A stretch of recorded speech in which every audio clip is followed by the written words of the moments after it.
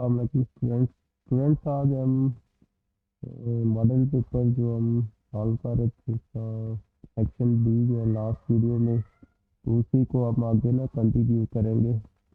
और अब हम जो पहले पार्ट में हमने इसमें सेक्शन बी जो था उसमें क्वेश्चन नंबर 1 से लेके 5 तक कर लिए थे। तो अब हम उसमें सेक्शन बी के पार्ट नंबर 6 से पार्ट नंबर 9 तक के जो रिमेनिंग क्वेश्चन है वो जो है उनको हम सॉल्व करेंगे।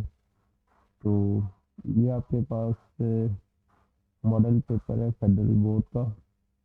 तो इसमें ये जो सेक्शन ए था एमसीक्यूज इसका भी मैंने वीडियो बना दी है, और फिर इसमें जो सेक्शन बी था उसका भी मैंने वीडियो अपलोड कर दिया था। तो अब हम इसमें सेक्शन बी के जो रिमेनिंग क्वेश्चन है पार्ट नंबर 6 से लेके पार्ट नंबर 9 तक, तो इनको अब हम इस वीडियो में सॉल्व करेंगे। और फिर नेक्स्ट जो वीडियो होगा उसमें हम सेक्शन सी जो है वो सॉल्व करेंगे।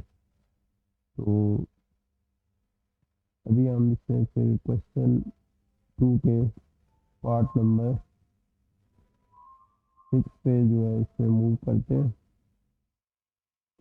पार्ट नंबर 6 में स्टूडेंट है कि hiking trail rises 500 meter over a horizontal distance of 2 kilometer. What is the slope of trail? Express the slope in percentage. तो इसमें दो क्वेश्चन है कि एक तो आपने स्लोप ऑफ ट्रेल फाइंड करना है, दूसरा इसमें ये है कि आपने इसकी परसेंटेज जो है वो भी कैलकुलेट करनी है इस क्वेश्चन में। तो यहाँ पे आप देखें कि जो ट्रेल है वो आपके पास आप कह सकते हैं इसमें कि कोई भी पाथ या जो रूट होता है उसको जो है वो ट्रेल कहते हैं। तो यहाँ पे देखिए अब हमने स्लोप फाइंड करना है पहले पार्ट में, स्लोप ऑफ ट्रेल, और दूसरे पार्ट में हमने स्लोप का जो है वो परसेंटेज निकालनी है। तो स्लोप की जो डेफिनेशन होती है, स्लोप होता है आपके पास राइज ओवर रन, कि जब आप रन कर रहे हो तो आप कितने राइज हो रहे हैं।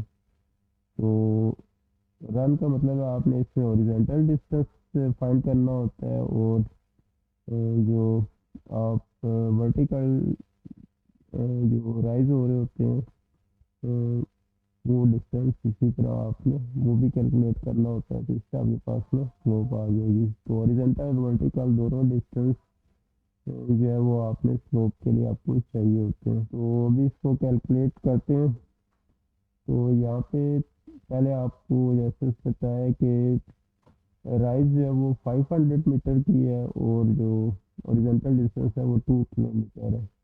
तो अब इसमें क्योंकि दोनों जो यूनिट आपके पास इसमें गिवन है उसमें 1 किलोमीटर में और 1 मीटर में आ रही है, तो पहले यूनिट जो है वो सेम होनी चाहिए। तो इसमें जो 2 किलोमीटर था उसको पहले आपने मीटर में चेंज करना है। तो अब 1 किलोमीटर जो होता है वो आपके पास 1000 जो है वो मीटर के बराबर होता है। तो इसे 2 किलोमीटर आपके पास 2000 मीटर हो जाएगा। तो राइज 500 मीटर की थी और रन जो है वो आपका 2000 है। तो इसमें आपके 20 अगर आप कैंसिल कर दें यहाँ से ना, तो ये 5 से अवर 1/4 आपके पास इसकी वैल्यू बनेगी। तो 1/4 को आप 0.25 लिख सकते हैं। तो स्लोप आपका आ जाएगा 0.25। अब नेक्स्ट पार्ट में आपने इसे फाइंड करना है कि एक्सप्रेस स्लोप इन परसेंटेज। तो परसेंटेज निकालने के लिए 100% से आप ना जो भी आंसर होता है, तो स्लोप था 0.25, तो इसको अगर आप 100% से मल्टीप्लाई करेंगे तो ये मल्टीप्लाई करें तो आपके पास 25% आ जाएगा। तो इसका मतलब है जो आपके पास इसमें स्लोप की वैल्यू आपके पास यहाँ पे आ रही है, आपके पास 25% आई है। तो इसका मतलब है कि trail has a 25% slope, which mean for every 100 meter horizontally it rises 25 25 metre, यानी अगर आप 100 मीटर ओरिजेंटली डिस्टेंस कवर करते हैं तो कितने राइज होंगे, 25 मीटर। नेक्स्ट पार्टिसिपेंट मूव करते हैं नेक्स्ट पार्ट में। क्वेश्चन इसी का जो ऑप्शन 6 का जो 7 ऑप्शनल क्वेश्चन है उसमें है कि डेकागोनल डाई लेबल्ड।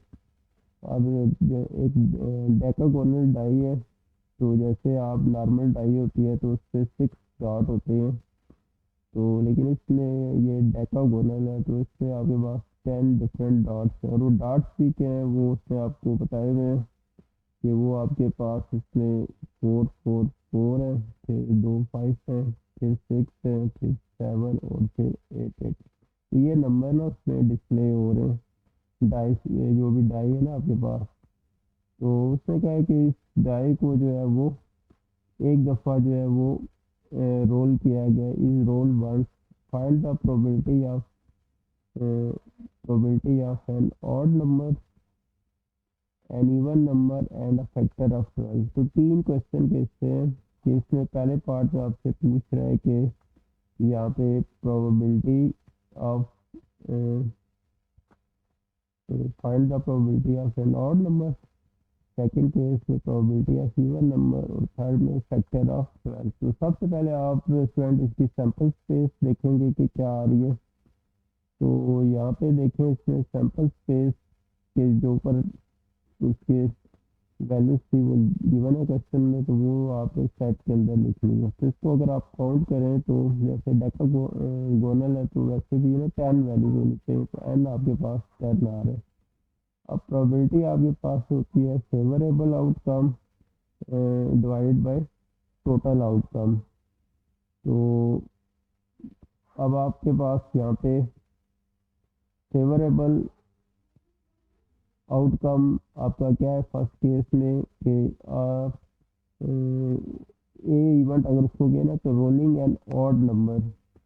तो अब आपने इस सैंपल स्पेस में देखना है कि ऑड नंबर कौन कौन से हैं। तो देखिए अगर इस सैंपल स्पेस को आप, तो इसमें जो ऑड नंबर आपके पास आ रहे हैं वो आ रहे हैं 5 5 7 आ रहे हैं। तो इसका मतलब है कि आपके पास जो इवेंट ए था कि रोलिंग एंड ऑड नंबर, तो ऑड नंबर इसमें 3 तरह के आ रहे हैं, 5 5 और 7 को काउंट करें तो ये 3 एलिमेंट है और सैंपल स्पेस में 10 है। तो probability of favourable outcome divided by total outcome, तो 3/10 हो जाएगी। इसी तरह सेकंड केस में स्टूडेंट आपने कोई इवेंट दिया गया 20 को हमने नाम दे दिया कि रोलिंग एंड इवन नंबर, तो इवन नंबर आने के चांसेस कितने हैं। तो यहाँ पे आप देखें कि 4 तो 4 आ रहे हैं, 6 और 2 8 आ रहे हैं, तो इनको अगर आप काउंट करें तो ये 7 बनेंगे सारे ना आपके पास इवन नंबर है, 4 भी इवन नंबर है, 6 भी 8 भी, तो ये टोटल कितनी दफ़ा आ रहे हैं, ये 7 टाइम्स। तो यहाँ पे प्रोबेबिलिटी आपके पास 7/10 हो जाएगी, फिर 7 आपके डी में एलिमेंट आ जाए तो सैंपल स्पेस में 10 है, 7/10 आपके पास। इसी तरह सी जो पार्ट है इसमें आपसे वो पूछ रहा है कि रोलिंग फैक्टर ऑफ 12, कि फैक्टर ऑफ 12 जो है ना वो इसमें आने के चांसेस कितने हैं। तो फैक्टर ऑफ 12 जो है वो आपके पास अगर देखें तो फैक्टर ऑफ 12 आपके पास होते हैं, इसमें एक तो आपके पास 1 होगा, क्योंकि आपके पास 2 भी जो है वो 12 का आपके पास फैक्टर है। तो आपके पास यहाँ पे 1 2 3 4 6 और 12, ये जो सारे नंबर हैं ये क्या है 12 के फैक्टर है, यानी ये 12 जो है इनके टेबल में आता है, 1 के टेबल में, 2 के, 3 के, 4 के, 6 के और 12 के। तो अब हमने देखना है कि सैंपल स्पेस में इनमें से कौन से फैक्टर ना आ रहे हैं। तो जो हमारे पास सैंपल स्पेस गिवन है उसमें आपके पास जो नंबर आ रहे थे 4 उसमें आ रहा है, 4 जो है वो प्लस 6 जो है वो भी आपके पास में इसमें फैक्टर आ रहा है। तो यहाँ से ना गलती से ये 8 लिखा हुआ है, तो 8 जो है वो इसमें शामिल नहीं होगा, क्योंकि 8 जो है वो 12 के टेबल में नहीं आता। तो 4 4 है और एक 6 है, टोटल ये 5 बनेंगे। तो यहाँ पे अगर आप 5 को 10 से डिवाइड करें तो ये 1/2 आ जाएगा। तो इस तरह आपके पास ऑड नंबर की प्रोबेबिलिटी जो है वो 3/10 आ जाएगी, इवन नंबर की 7/10, और फैक्टर ऑफ 12 जो है उसकी प्रोबेबिलिटी 1/2 आ जाएगी। और अगर आप उसको पॉइंट में लिखेंगे तो 0.3, 0.7 और 0.5 आपके पास इसमें आ जाएगा। तो फ्रेंड नेक्स्ट जो है पार्ट उस पर मूव करते हैं। नेक्स्ट पार्ट में कि triangular garden XYZ shows corner. अब XYZ 3 कॉर्नर आपको दिए गए। तो क्वेश्चन ये कि find locus of the corner equi distance from XZ and YZ। तो आपने लोकस फाइंड करना है of the corner equi distance from, और जो कि ये लोकस जो है वो इक्वी डिस्टेंस है XZ से और YZ से। तो इसको कैलकुलेट करते हैं। तो इसको मैं पहले आपको थोड़ा सा समझा देता हूँ कि आपने किस तरीके से इसको सॉल्व करना है। अब देखिए यहाँ पे आपके पास जैसे ये एक ट्राइंगल है, तो इसमें इस ट्राइंगल की लेबलिंग कर लेते हैं। तो इस साइड को अगर आप x का नाम दे दें, इस साइड को y का, और इस साइड को अगर आप z का नाम दे दें। तो अब उसे क्वेश्चन में पाया था कि ये जो x z साइड है और ये आपके पास जो y z साइड है, तो इससे ना इक्वल डिस्टेंस पे आपके पास एक लाइन है जिसकी आपने इक्वेशन, लोकस होता है सेट ऑफ पॉइंट्स जो होते हैं, तो वो एक लाइन बनाते हैं, तो वो इक्वल डिस्टेंस, ये दरम्यान में मैंने एक लाइन ड्रॉ की है। तो ये लाइन जो है इसकी आपको इक्वेशन फाइंड करनी है। अब देखिए इस लाइन के ऊपर आपको यहाँ पे z पॉइंट जो है ना वो गिवन है। z पॉइंट आपके पास यहाँ पे आपके पास इक्वल है 4 और 8 के। तो ये पॉइंट आपको यहाँ पे गिवन है, z पॉइंट। तो अगर आपके पास यहाँ पे स्लोप की वैल्यू भी आ जाए, अगर इस लाइन का अगर आपके पास स्लोप भी आ जाए m, अभी तो आपके पास इस लाइन का स्लोप अवेलेबल नहीं है, लेकिन अगर आप किसी तरीके से ये इस लाइन का स्लोप फाइंड कर लें तो एक पॉइंट और स्लोप हो, तो स्लोप पॉइंट लगा के आप इसकी इक्वेशन फाइंड कर सकते हैं। तो फ्रेंड अभी इसमें क्योंकि ये लाइन इक्वली डिवाइड हो रही है, तो पहले हम अगर ये वाला एंगल कैलकुलेट कर लें, ये एंगल जो है आपका, इसको कैलकुलेट करते हैं। तो इस एंगल अगर इसको मैं थीटा का नाम दे दूँ, तो ये एंगल अगर आपके पास थीटा के बराबर हो, तो इसका मतलब है यहाँ से यहाँ तक एंगल आपका थीटा/2 हो जाएगा। और इसी तरह ये एंगल भी आपके पास थीटा/2 के बराबर, यानी इस एंगल का हाफ होगा। ये लाइन क्योंकि इक्वल डिस्टेंस है दोनों साइड से, क्वेश्चन में आपको कह दी गया। तो अब हम ये करेंगे कि पहले जैसे एक्स जी लाइन है तो इसका स्लोप भी निकाल लेंगे। तो ये आपके पास दूसरी लाइन है वाई जी, इसका भी स्लोप आप फाइंड कर लेंगे। तो पहले इन दोनों लाइन का स्लोप जो है वो फाइंड कर लेते हैं। तो स्लोप के लिए आपके पास जो यहाँ पे फार्मूला होता है, स्लोप आपने किसी भी लाइन का निकालना हो तो स्लोप का फार्मूला होता है n = y2 - y1 divided by x2 - x1। तो अब फर्स्ट केस में देखें, जैसे यहाँ पे आपके पास ये पॉइंट है, इसको अगर आप x1 y1 रख लें और इस पॉइंट को अगर आप x2 y2 रख लें, तो स्लोप क्या होता है y2 - y1। तो यहाँ पे आपके पास ये आ जाएगा -4 - 8, और इसे x2 - x1 करेंगे तो -4 - 4। तो ये आपके पास इसकी वैल्यू यहाँ माइनस 12/-8 आ जाएगी, या इसकी वैल्यू आपके पास 3/2 के बराबर आ जाएगी। और इसी तरह सेकेंड लाइन में भी ये पॉइंट आपका x1 y1 हो जाएगा, और इसको आप x2 और y2 ये इसका नाम दे दें। तो इसी तरह इसका स्लोप भी निकालें तो आप देखेंगे ये -1 आ जाएगा। तो पहले स्टेप में हमने दोनों लाइंस का स्लोप ऑफ XZ और YZ फाइंड कर लिया।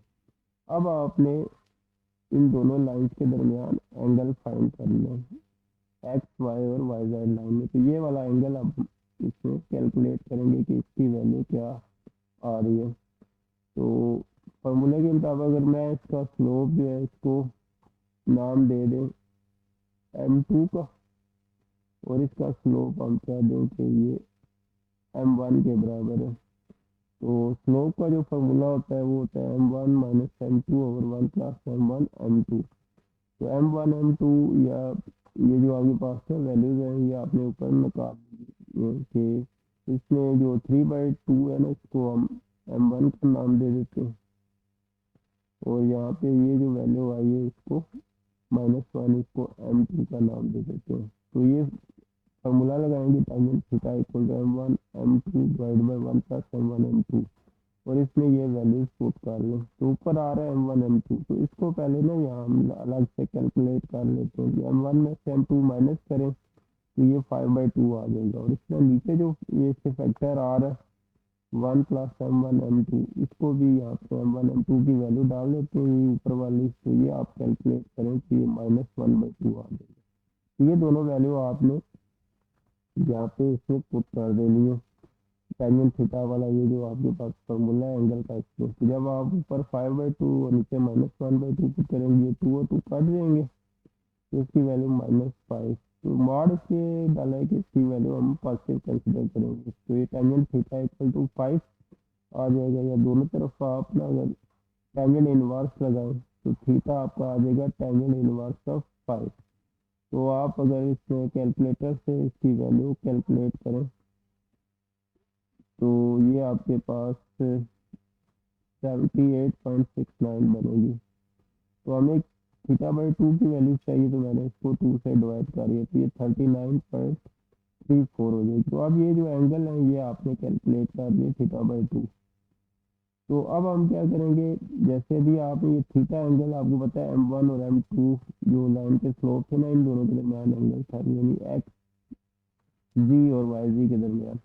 इसी तरह अब हमने जो लाइन फाइंड करनी है ये लाइन इसमें और किसी एक लाइन के साथ, जैसे मैं YZ वाली लाइन ये वाली ले लें, तो इन दोनों लाइन के दरमियान ये एंगल θ/2 है। इस लाइन का स्लोप m2 है, इसका स्लोप m रख लेते हैं।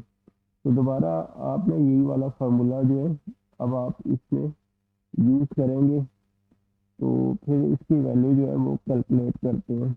तो अब आपको पता है m2 की वैल्यू -1 है, और m हमने कैलकुलेट करना है इस लाइन पर, क्योंकि आपके पास जो है वो स्लोप जो है वो गिवन नहीं है, ये हम फाइंड करना है, इसका स्लोप m2 आ रहा है। तो अब दोबारा अगर हम इस फार्मूले में इसकी वैल्यू को पुट करें तो ये आपके पास जो फार्मूला है वो इस फॉर्म में आ जाएगा, -m1 - m2। अगर ये ऊपर वाला जो फार्मूला है उसमें m1 की जगह अब आपने m करना है, और दूसरा जो वैल्यू है वो आपके पास -1 है। तो ये दोनों वैल्यू अगर इस फार्मूले में पुट करें तो ये आपके पास इस फॉर्म में आ जाएगा। और टेंजेंट जो है वो इसकी वैल्यू 39.34 पे अगर आप कैलकुलेट करें टेंजेंट ऑफ थीटा की वैल्यू, तो वो आपके पास 0.8198 के बराबर है। तो इधर दूसरी साइड पे फार्मूले में इसकी वैल्यू टेंजेंट θ/2 की ये हमने पुट कर दी है। तो इसको अगर आप सॉल्व करेंगे, क्रॉस मल्टीप्लाई करें, तो ये वैल्यू इस तरह से आ जाएगी, या फिर इसमें आप m वाली टर्म जो है उनको बाहर वाले नंबर ये जो 8198 से मल्टीप्लाई कर दें, या फिर आप इसको थोड़ा अरेंज करें m वाली दोनों टर्म को एक साइड पे लें और -1 को दूसरी तरफ शिफ्ट करें, तो ये वैल्यू आपके पास सॉल्व होने के बाद इसके इक्वल आ जाएगी, या m आपके पास आ जाएगा -10.09।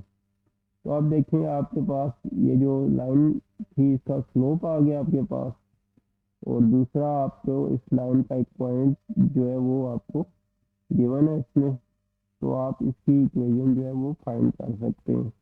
ये देखें ऊपर z जो है वो आपके पास जो लाइन थी उसमें यहाँ पे ये पॉइंट और ये इसका स्लोप दोनों आपके पास आ गए, तो अब हम इसका जो लोकस है वो फाइंड कर सकते हैं।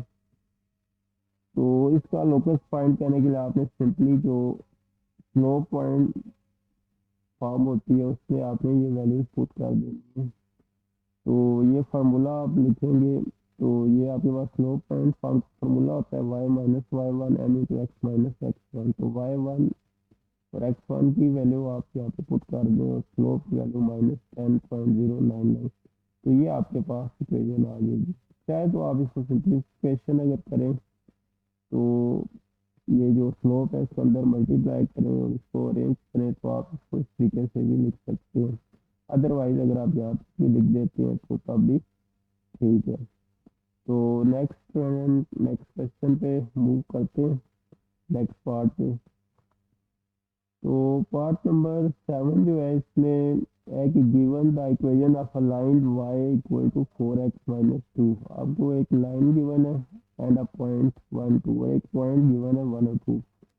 How would you determine the equation of line that passes through this point and is perpendicular to the given line. Question है कि आपको इसमें इक्वेशन गिवन है, एक पॉइंट गिवन है, और क्वेश्चन ये है कि oh would you determine the equation of line that passes through this point. तो आपने एक लाइन फाइंड करनी है जो इस पॉइंट से पास कर रही हो and is perpendicular to the given line, और जो गिवन लाइन है उसके साथ ये परपेंडिकुलर भी होनी चाहिए। Express your final answer in the form y equal to mx plus c, और जो फाइनल आंसर है वो आपका इस फॉर्म में होना चाहिए, स्लोप इंटरसेप्ट फॉर्म जो होती है ना y equal to mx plus c, इस फॉर्म में आपका फाइनल इसका आंसर होना चाहिए। तो अब देखें थोड़ा सा मैं आपको फ्रेंड समझा देता हूँ कि अब इसमें गिवन आपको एक तो लाइन गिवन है y equal to 4x minus 2 और एक पॉइंट गिवन है, तो और फाइंड आपने क्या करना है, line perpendicular to the given line. तो इसमें समझ लें कि आपको अगर एक लाइन जो है वो इस फॉर्म में गिवन है इस तरीके से, और दूसरी लाइन आपकी इस तरह से, तो ये लाइन अगर फॉर एग्जांपल एक पॉइंट से ना गुजर रही है, वो पॉइंट आपको बताया है कि वो 1 और 2 है, और ये जो दूसरी लाइन जो हमने फाइंड करनी है उसके साथ इसका एंगल 90 डिग्री का के बराबर है। तो अब हमें ये पता है कि जो जो दो लाइनें परपेंडिकुलर हो तो उनके स्लोप क्या होते हैं, नेगेटिव रेसिप्रोकल होते हैं। यानी एक के स्लोप से ना आप दूसरी लाइन का स्लोप कैसे निकालेंगे कि आप उसका जो जिस लाइन का स्लोप आपको पता है उससे आप दूसरी लाइन का स्लोप कैसे फाइंड करेंगे, आप उसको कंपेयर करेंगे y equal to mx plus c। तो ये स्लोप आपको ना इस लाइन का इधर से मिल जाएगा, ये जो x के साथ कोफिशिएंट होता है ये आपके पास स्लोप होता है। तो slope of given line m1, इसलिए हम लिखेंगे कि इसका 4 है, और लाइंस क्योंकि परपेंडिकुलर है तो वो ये कंडीशन जो है ना m1 उनके स्लोप का प्रोडक्ट -1 होता है।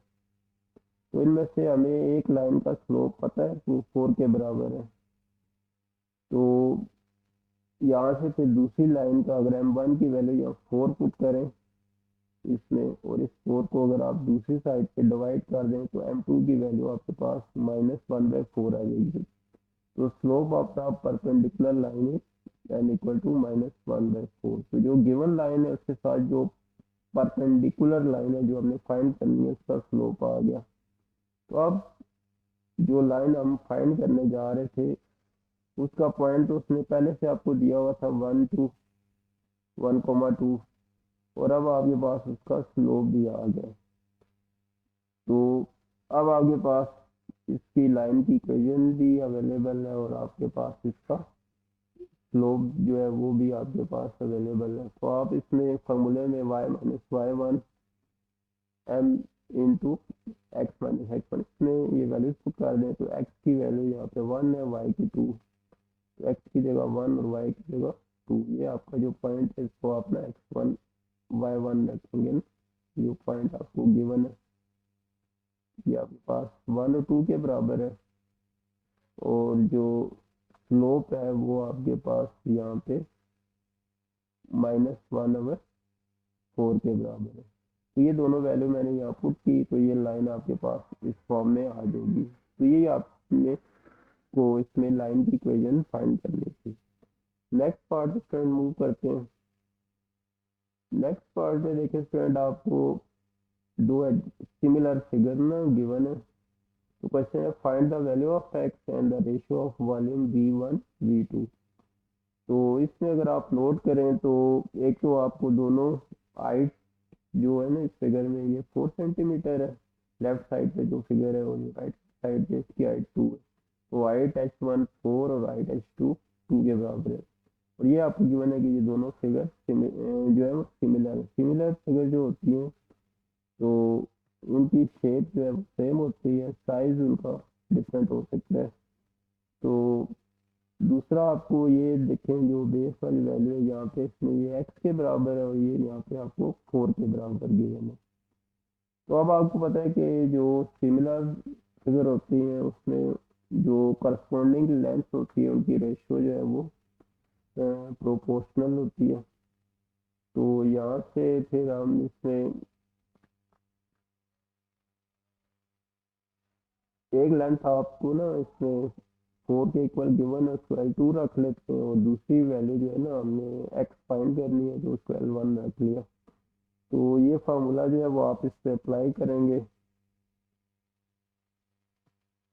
तो h1 जो है वो आपके पास 4 के बराबर है, h2 2 के बराबर, इसी तरह L1 को हमने x का नाम दिया और L2 आपके पास 4, या इसको आप ना अगर क्रॉस मल्टीप्लाई करें तो 4 4 का 16 हो जाएगा, और x को 2 से मल्टीप्लाई करें तो 2x, 2 से 16 को डिवाइड करें तो x आपके पास 8 आ जाएगा। तो ये आपके पास इसकी वैल्यू आ जाएगी।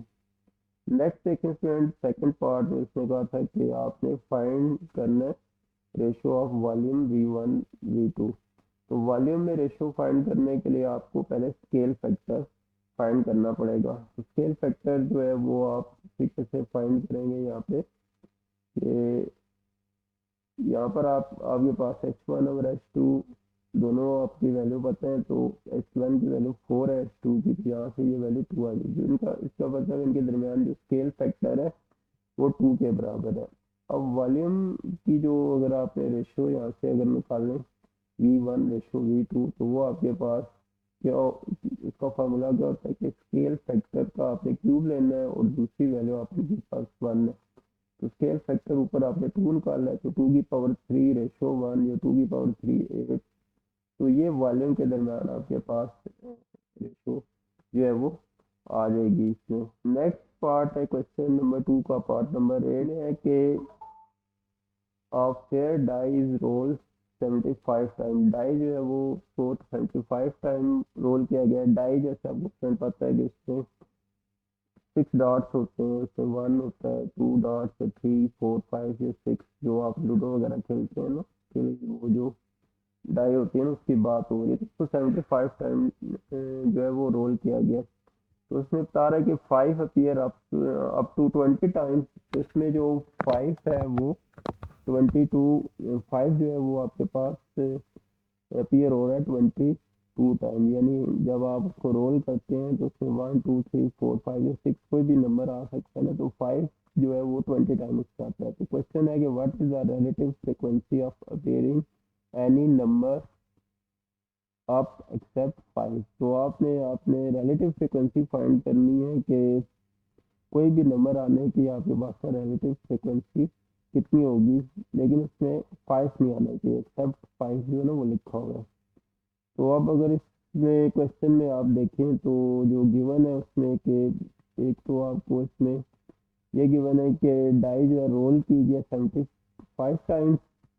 दूसरा आपको इसमें ये गिवन है स्टूडेंट्स के नंबर 5 अपीयर 20 टाइम। तो 5 जो है उसमें 20 टाइम आ रहा है, 75 टाइम में से ना 20 टाइम जो है वो आपका 5 नंबर आ रहा है। तो रिलेटिव फ्रिक्वेंसी आपने इसकी फाइंड करनी है अदर देन 5।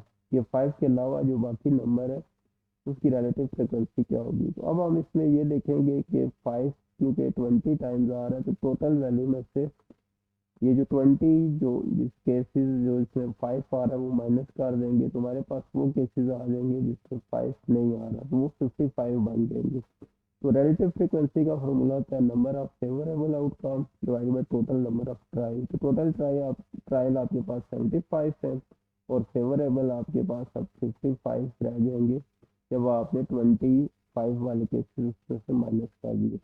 तो रिलेटिव फ्रिक्वेंसी की वैल्यू आपके पास आ जाएगी 55/75 के इक्वल के साथ। नेक्स्ट क्वेश्चन पे पार्ट नंबर 9 पे मूव करते हैं। पार्ट नंबर 9 में आपने दो नंबर आपको गिवन है, आपने उनका HCF या IS कॉमन जो फैक्टर है वो फाइंड करना है। यानी कि आपको दो पोलिनोमियल गिवन है तो इसका IS, अब दोनों की डिग्री बराबर है तो किसी को भी आप ना अंदर और दूसरे को बाहर रख के इसको डिवाइड कर सकते हैं। तो मैंने यहाँ पे जिसका कोफिशिएंट फर्स्ट टर्म का ग्रेटर था 2x³ उसको इनसाइड रखा है और दूसरी टर्म को मैंने बाहर लिखा है। तो अब देखें फर्स्ट केस में जो आपके पास यहाँ पे टर्म बन रही है वो इनसाइड उसमें आपको 2x³ है और बाहर वाली टर्म में x³ है, तो इसका मतलब आपको इसको 2 से मल्टीप्लाई करना पड़ेगा।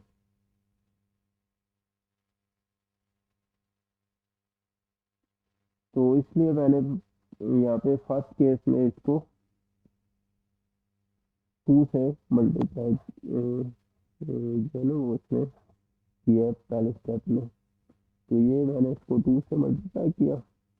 जब आप इसको 2 से मल्टीप्लाई करेंगे तो ये नीचे आपके पास 2x³, 2 को 2 से 4x³, 4 को 2 से 8 और 8 को 2 से 16 आ जाएगा। जब इनके साइन चेंज करेंगे तो ये आपके पास टर्म कट देगी। तो 7x² में से 4x² को माइनस करें 3x² आ जाएगा। फिर हम 8 और 12x जो है वो 8 और 4 12x आ जाएंगे और 16 माइनस 4 करेंगे तो 12 आ जाएगा। अब 3 इसमें से कॉमन है वो 3 आपने कॉमन ले लिया। अब इस टर्म को आपने बाहर लिखा है और इस टर्म को जो दूसरा पॉलिनोमियल है उसको इनसाइड लिखेंगे और दोबारा इसको सॉल्व करेंगे। अब यहाँ x³ है, यहाँ पे आपके पास x² है, तो इसका मतलब है इसको आपको ना x से मल्टीप्लाई करना पड़ेगा। तो x से जब आप x² को मल्टीप्लाई करेंगे x³ हो जाएगा, इसमें ये 4x² हो जाएगा और ये 4x आ जाएगा और माइनस करेंगे तो ये टर्म आ जाएगी। फिर देखें यहाँ फ्रेंड -2 जो है वो कॉमन आ रहा है, इसको कॉमन ले लिया तो आपके पास x² + 4x + 4 बच जाएगा। तो अब मैं इसको बाहर रख के और दूसरी टर्म जो है पॉलिनोमियल उसको इनसाइड रखूँगा, दोनों सेम हो गए तो 1 पे जाएगा। तो इसका मतलब है एंड में आपके पास ये जो पॉलिनोमियल है ये बच जाएगा x² + 4x + 4। तो इसको आप ना यूँ भी लिख सकते हैं x का होल स्क्वायर और 4x है तो 4x को आप लिख सकते हैं 2 × x × 2 और इसको आप लिख सकते हैं 2 का होल स्क्वायर। तो ये आपके पास फॉर्मूला बन गया a² + 2ab + b का स्क्वायर। इसे a + b का होल स्क्वायर लिख सकते हैं, इसलिए आप इसको x + 2 का स्क्वायर लिख सकते हैं। तो ये आपका फाइनल आंसर फ्रेंड इस केस बन जाएगा। तो नेक्स्ट इसी का जो पार्ट है ऑप्शनल पार्ट से मूव करते हैं फ्रेंड। तो इसमें है कि इन 50 over cricket match average score bye Pakistani team for a different section of the innings is given below. तो इसमें आपको ना एवरेज स्कोर जो है वो आपको इसमें गिवन है और डिफरेंट जो सेशन थे मैच के दौरान ना उसके हिसाब से आपको गिवन है। यानी पहले 10 ओवर में 12 रन पर ओवर के हिसाब से बने हैं। फिर इसी तरह 11 से 35 ओवर तक 6 रन पर ओवर के हिसाब से बने हैं। फिर आखिरी 36 से 50 ओवर में 13 रन पर ओवर बने हैं। तो क्वेश्चन ये है कि अब हमने इसकी एक एवरेज वैल्यू निकालनी है। Find average run score by the team in an innings. तो इसमें हमने ये देखना है कि ये एवरेज क्या इसमें निकलेगी। तो पहले जो गिवन डेटा है उसको लिख लेते हैं। तो यहाँ पे आपके पास जो गिवन डेटा है उसमें आपको उसमें ये था कि फर्स्ट जो सेशन है उसमें 1 से 10 तक जो है वो आपके पास, तो इसमें 1 से 10 तक जो ओवर थे यानी इसमें टोटल 10 ओवर हुए। तो 10 ओवर में कितने रन पर ओवर बने? 12। इसी तरह फिर 11 से 30 तक जो ओवर करवाए गए वो 25 ओवर बनेंगे। 11 से लेकर 35 तक 25 ओवर थे। 25 ओवर में 6 रन पर ओवर के हिसाब से बने। इसी तरह से 36 से 50 तक ओवर जो फेंकेंगे वो टोटल ओवर कितने बनेंगे? 15। क्योंकि 50 ओवर का मैच होता है, पहले 10 ओवर थे, 25 ओवर होते, 15, तो आखिरी 15 ओवर में जो रन बनने थे पर ओवर के हिसाब से वो 13। तो आपने अब टोटल जो रन स्कोर की एवरेज है वो फाइंड करनी है। तो अब इसमें देखें जो फर्स्ट 1 से 10 तक ओवर थे उसमें रन 12 रन पर ओवर के हिसाब से बने। टोटल 10 ओवर हुए ना, 10 ओवर को अगर आप 12 से मल्टीप्लाई करें तो इसका मतलब है जो पहले 10 ओवर में इसमें 120 रन स्कोर हुआ। इसमें जो फिर 11 से 35 तक ओवर थे उसमें टोटल ओवर जो है फेंके गए 25 और हर ओवर में 6 रन बने हैं। तो 25 मल्टीप्लाई बाई 6 करेंगे तो इसका मतलब है इन 25 ओवर में 150 रन बने। और आखिरी जो 15 ओवर थे उसमें आपने 13 रन पर ओवर के हिसाब से बनाए तो 195 रन बने। तो ये स्कोर हुए 120, 150 और 195। तो इनको अगर आप ऐड करें तो इसका मतलब है टोटल 50 ओवर में 465 रन बने हैं। तो इसी तरह तीनों ओवर जो डिफरेंट सेशन हुए उसमें जो ओवर फेंकेंगे पहले में 10, दूसरे में 25, तीसरे में 15, तो टोटल 50 ओवर जो है ना वो इसमें किए गए हैं। तो उस हिसाब से अगर आप देखें तो एवरेज रन पर ओवर कितने बनेंगे? टोटल रन को टोटल ओवर से डिवाइड कर देंगे तो वो आपको के पास ना 9.3 आ जाएंगे। तो इसका मतलब है 9.3 जो है वो आपके पास इसकी एवरेज आ जाएगी अगर 465 रन 50 ओवर में बनते हैं तो स्टूडेंट यही था आज का आपका लेक्चर इसमें। तो इंशाल्लाह फिर नेक्स्ट जो वीडियो होगी उसमें हम सेक्शन सी के जो क्वेश्चन जो है वो सॉल्व करेंगे। Thank you.